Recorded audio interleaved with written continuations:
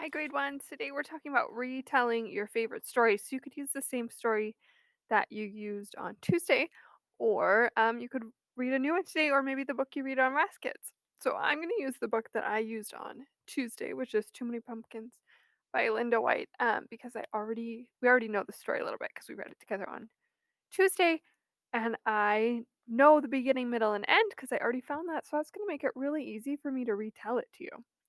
So in the book, Too Many Pumpkins, the first thing that happens is we learn about Estelle or Rebecca Estelle, I should say. And see, I'm using the book to help me remember, and that's okay too.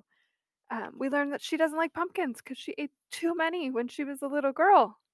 And then she never even wanted to look at them. The next thing that happened was a truck was passing her house full of pumpkins. And she didn't want to look at it, but they all fell out and splatted all over her yard, and the seeds got everywhere. She tried to cover them up with soil, but they grew anyway because there were seeds inside the pumpkins. So the next fall, she had way too many pumpkins all over her yard. And then she didn't know what to do with them. But she thought, I don't like pumpkins, but maybe I could share them with other people. And she didn't want to deliver big, heavy pumpkins. So she baked them into cookies and breads and pies and lit some jack-o'-lanterns out front so that everyone could see and they would come.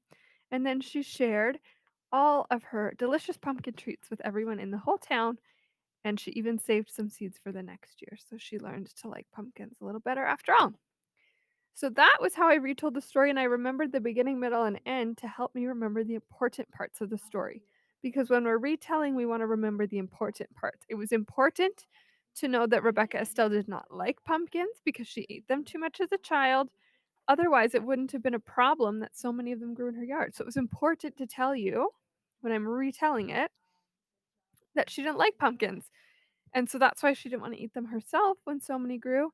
And she baked a whole bunch of things that she remembered eating as a little girl and shared them with everybody else. So when you're retelling a story, you want to make sure to tell the important parts so that it makes sense. So after you're done reading today, your Raz Kid story or reading with a grown up in your house, retell them or somebody else what happened in your story. So when we retell, we're not reading each page.